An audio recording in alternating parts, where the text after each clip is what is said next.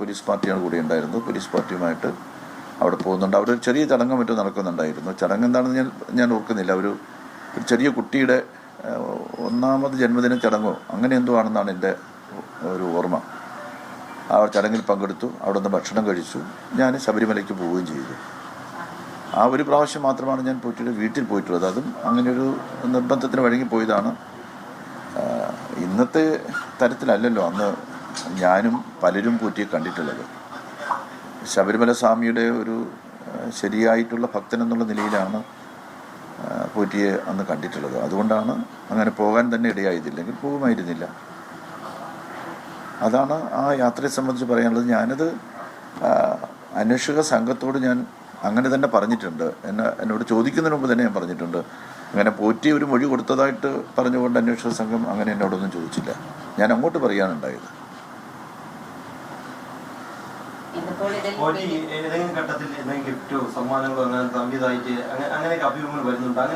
അങ്ങനെ ഒരു അഭ്യൂഹത്തിനും അടിസ്ഥാനമില്ല. അങ്ങനെ ഒന്നും സംഭവിച്ചിട്ടില്ല.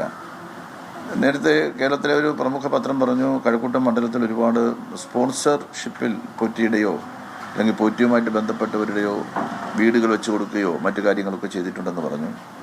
ഞാൻ ഉദാരമതികളായിട്ടുള്ള നല്ല മനുഷ്യരെ കണ്ടാൽ അവരോടെല്ലാം തന്നെ പാവപ്പെട്ട ആളുകൾക്ക് എന്തെങ്കിലും സഹായം നൽകണമെന്ന് പറയാറുണ്ട്. 40-40 വീടുകളെങ്കിലും ചിലത് റെനോവേറ്റ് ചെയ്ത് കൊടുത്തിട്ടുണ്ട്, പുതിയ വീട് നിർമ്മിച്ച് കൊടുത്തിട്ടുണ്ട്.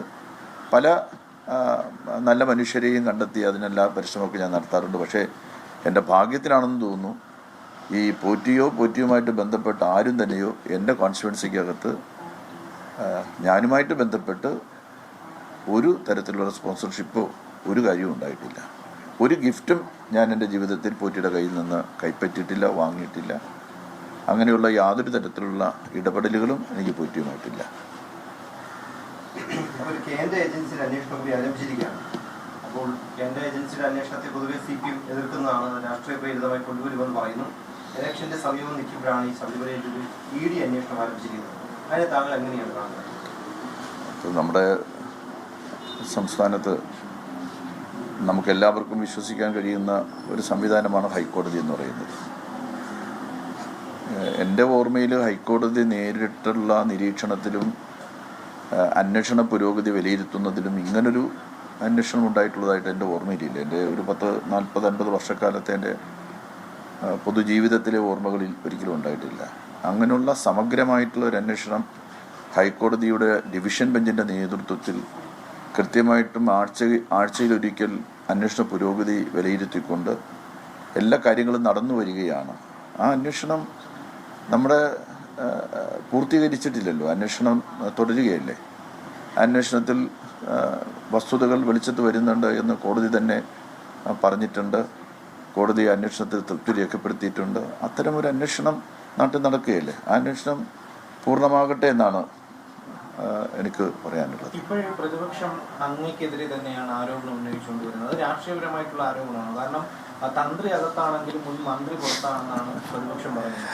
അതിന് ഞാനെന്താ പറയുക. പ്രതിപക്ഷത്തിന് രാഷ്ട്രീയ താല്പര്യമുണ്ടെന്ന് നമുക്ക് എല്ലാവർക്കും അറിയാമല്ലോ. അവർ എല്ലാ കാലത്തും ഏതെങ്കിലും ഇരകളെ തേടുന്നവരാണ്.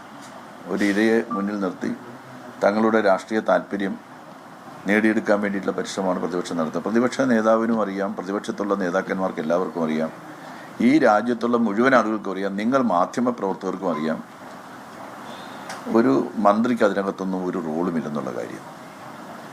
തന്ത്രിയുടെ കാര്യം വേറെയാണ്.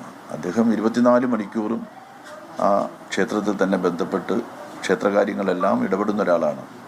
അദ്ദേഹം എന്തെങ്കിലും തരത്തിലുള്ള കാര്യം ചെയ്തതൊന്നും ഞാൻ പറയുന്നില്ല. പക്ഷേ ഇത് രണ്ടും രണ്ടാണെന്ന് മനസ്സിലാക്കാനുള്ള ശേഷിയൊക്കെ ഈ നാട്ടിലെ ജനങ്ങൾക്കുണ്ട്. പ്രതിപക്ഷം രാഷ്ട്രീയമായിട്ടുള്ള ഉദ്ദേശത്തോടു കൂടി നടത്തുന്ന പ്രചാരണങ്ങൾ മാത്രമാണത്. അതിനെ ആ നിലയിൽ മാത്രം കണ്ടാൽ മതി. രാഷ്ട്രീയമായിട്ടുള്ള ഒരു പ്രചരണത്തിന് ഈ വിഷയത്തെ മന്ത്രിയെ കൂടെ ബന്ധപ്പെടുത്തി ആയുധമാക്കാൻ വേണ്ടിയിട്ടുള്ള പരിശ്രമമാണ് പ്രതിപക്ഷം നടത്തുന്നത്. പോറ്റിയുടെ വീട്ടിലൊരു ചടങ്ങിലേക്ക് ക്ഷണിച്ചിരുന്നു എന്ന് പറഞ്ഞാൽ അതൊരു കുട്ടികളുമായി ബന്ധപ്പെട്ട ചടങ്ങ് തന്നെയാണ്. അത് ഓർക്കാൻ കഴിയുന്നുണ്ടോ? കാരണം ചെറിയ കുട്ടി 1-ാം പിറന്നാൾ. ഞാൻ പറഞ്ഞല്ലോ, എനിക്കത് കൃത്യമായിട്ട് ഓർമ്മയില്ല. കുറച്ച് വർഷങ്ങൾക്ക് മുമ്പുള്ള കാര്യമല്ലേ. അവിടെ ഒരു ചടങ്ങ് നടന്നു എന്ന് എനിക്കറിയാം. എന്ത് ചടങ്ങാണെന്ന് കൃത്യമായിട്ടൊന്നും ഞാൻ എഴുതി വെച്ചിട്ടൊന്നുമില്ല. ഒരുപക്ഷെ നിങ്ങൾക്ക് അന്വേഷിച്ചാൽ കണ്ടെത്താൻ പറ്റും. ഒന്നുകിൽ നിങ്ങൾ അന്വേഷിക്കണം, അല്ലെന്നുണ്ടെങ്കിൽ നിങ്ങൾ ആ കാലത്ത് എന്നെ പൈലറ്റ് ചെയ്തിട്ടുള്ള വെഞ്ഞാറമൂട് പോലീസ് സ്റ്റേഷൻ ഉണ്ട്, അവർക്ക് ആ ചടങ്ങിനെ സംബന്ധിച്ചുള്ള വിവരം അറിയാമായിരിക്കുമെന്നാണ് എൻ്റെ വിശ്വാസം. പോലീസിനറിയാമായിരിക്കും. ഞാൻ എൻ്റെ അന്ന് എന്നോടൊപ്പം ഉണ്ടായിരുന്ന ഗൺമാനോടും ചോദിച്ചു, ഒരു ചടങ്ങെന്നേ അയാൾക്കും അറിയാവൂ. എന്ത് ചടങ്ങെന്ന് അറിയില്ല. ഞാൻ മനസ്സിലാക്കുന്നത് ഒരു ചെറിയ കുട്ടിയുടെ നൂലുകെട്ടോ 1-ാം ജന്മദിനമോ ഏതോ അങ്ങനെയുള്ളൊരു ചടങ്ങാണ്, ഒരു കുട്ടിയുമായിട്ട് ബന്ധപ്പെട്ട ചടങ്ങാണ്. കാരണം ചെറിയ കുട്ടികൾ ഉണ്ടായിരുന്നില്ല എന്നാണ് ഞങ്ങൾക്കുള്ള അറിവ്. അതുകൊണ്ടാണ് ചോദിച്ചത്. എനിക്കറിയില്ല. ഞാൻ പറഞ്ഞല്ലോ, ഒരു ചടങ്ങിനാണ് പോയത്, അത്രയേ ഉള്ളൂ. ആ ചടങ്ങുമായിട്ട് ബന്ധപ്പെട്ട പോയത്. ചെറിയ കുട്ടിയാണോ വലിയ കുട്ടിയാണോ അങ്ങനെയൊന്നും ഞാനത് നോക്കി ഓർക്കുന്നില്ല. ഞാൻ പറഞ്ഞല്ലോ, ഞാൻ ഒരു പ്രാവശ്യം പോയിട്ടുള്ളൂ. മറ്റൊരു കാര്യം, ഒരു ചിത്രം പുറത്തു വന്നിരുന്നു. പത്തനംതിട്ട പുറത്തുവിട്ട ഒരു ചിത്രം, ഷിബു ബേബിജൻ പുറത്തുവിട്ട പടം. അതിനെക്കുറിച്ചൊന്നും അതിനെക്കുറിച്ചൊന്നും ഇപ്പം പറയുന്നില്ല. എനിക്ക് പറയാനുള്ള കാര്യം ഞാൻ പറഞ്ഞു കഴിഞ്ഞു. നമുക്ക് അവസാനിപ്പിക്കാം. കടകംപള്ളി സുരേന്ദ്രൻ സംസാരിക്കും അദ്ദേഹത്തിൻ്റെ വാക്കുകളിൽ. പോലീസ് പാർട്ടിയുമായിട്ടാണ് എന്നെ ആ വീട് കാണിച്ചു തരാനായിട്ട് പോലീസ് പാർട്ടിയാണ് കൂടി ഉണ്ടായിരുന്നത്. പോലീസ് പാർട്ടിയുമായിട്ട് അവിടെ പോകുന്നുണ്ട്. അവിടെ ഒരു ചെറിയ ചടങ്ങ് മറ്റും നടക്കുന്നുണ്ടായിരുന്നു. ചടങ്ങ് എന്താണെന്ന് ഞാൻ ഓർക്കുന്നില്ല. ഒരു ചെറിയ കുട്ടിയുടെ 1-ാമത് ജന്മദിന ചടങ്ങോ അങ്ങനെ എന്തോ ആണെന്നാണ് എൻ്റെ ഒരു ഓർമ്മ. ആ ചടങ്ങിൽ പങ്കെടുത്തു. അവിടെ നിന്ന് ഭക്ഷണം കഴിച്ചു. ഞാൻ ശബരിമലയ്ക്ക് പോവുകയും ചെയ്തു. ആ ഒരു പ്രാവശ്യം മാത്രമാണ് ഞാൻ പോറ്റിയുടെ വീട്ടിൽ പോയിട്ടുള്ളത്. അതും അങ്ങനെയൊരു നിർബന്ധത്തിന് വഴങ്ങി പോയതാണ്. ഇന്നത്തെ തരത്തിലല്ലല്ലോ അന്ന് ഞാനും പലരും പോറ്റിയെ കണ്ടിട്ടുള്ളത്. ശബരിമല സ്വാമിയുടെ ഒരു ശരിയായിട്ടുള്ള ഭക്തൻ എന്നുള്ള നിലയിലാണ് പോറ്റിയെ അന്ന് കണ്ടിട്ടുള്ളത്. അതുകൊണ്ടാണ് അങ്ങനെ പോകാൻ തന്നെ ഇടയായതില്ലെങ്കിൽ പോകുമായിരുന്നില്ല. അതാണ് ആ യാത്രയെ സംബന്ധിച്ച് പറയാനുള്ളത്. ഞാനത് അന്വേഷക സംഘത്തോട് ഞാൻ അങ്ങനെ തന്നെ പറഞ്ഞിട്ടുണ്ട്. എന്നോട് ചോദിക്കുന്നതിന് മുമ്പ് തന്നെ ഞാൻ പറഞ്ഞിട്ടുണ്ട്. അങ്ങനെ പോറ്റി ഒരു മൊഴി കൊടുത്തതായിട്ട് പറഞ്ഞുകൊണ്ട് അന്വേഷക സംഘം അങ്ങനെ എന്നോടൊന്നും ചോദിച്ചില്ല. ഞാൻ അങ്ങോട്ട് പറയാനുണ്ടായത്.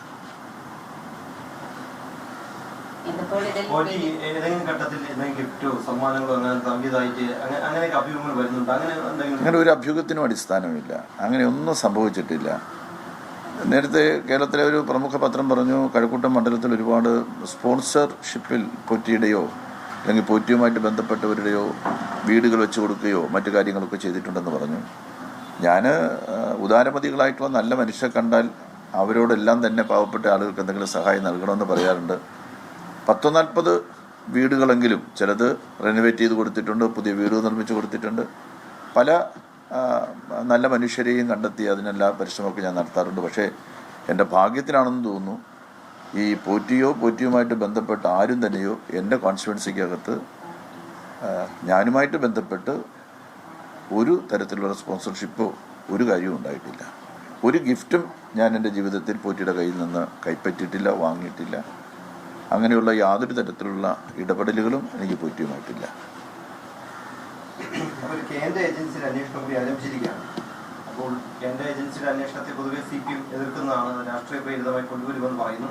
ഇലക്ഷന്റെ സമീപം നിൽക്കുമ്പോഴാണ് ഈ ശബരിമലയിൽ ED അന്വേഷണം ആരംഭിച്ചിരിക്കുന്നത്. അതിനെ താങ്കൾ എങ്ങനെയാണ് കാണുന്നത്?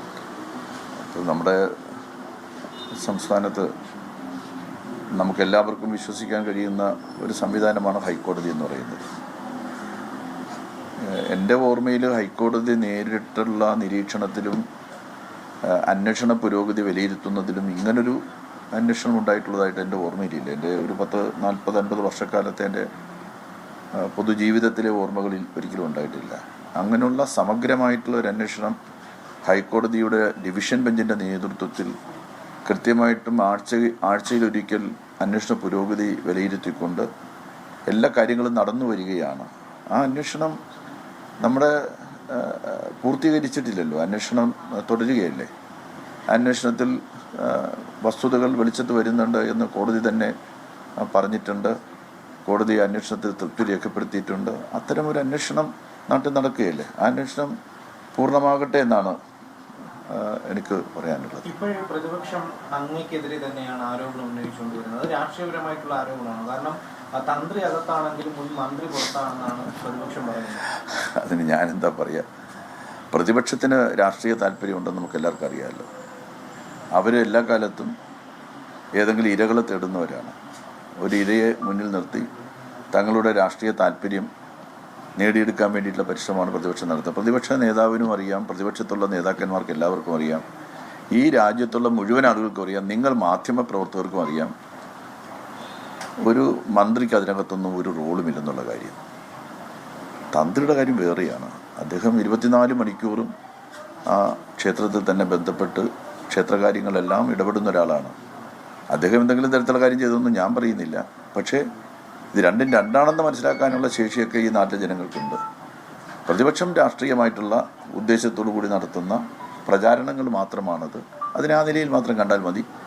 രാഷ്ട്രീയമായിട്ടുള്ള ഒരു പ്രചരണത്തിന് ഈ വിഷയത്തെ മന്ത്രിയെ കൂടെ ബന്ധപ്പെടുത്തി ആയുധമാക്കാൻ വേണ്ടിയിട്ടുള്ള പരിശ്രമമാണ് പ്രതിപക്ഷം നടത്തുന്നത്. പോറ്റിയുടെ വീട്ടിലെ ഒരു ചടങ്ങിലേക്ക് ക്ഷണിച്ചിരുന്നു എന്ന് പറഞ്ഞാൽ അതൊരു കുട്ടികളുമായി ബന്ധപ്പെട്ട ചടങ്ങ് തന്നെയാണ്. അത് ഓർക്കാൻ കഴിയുന്നുണ്ടോ? കാരണം ചെറിയ കുട്ടി ഒന്നാം പറഞ്ഞാണ്. ഞാൻ പറഞ്ഞല്ലോ, എനിക്കത് കൃത്യമായിട്ട് ഓർമ്മയില്ല.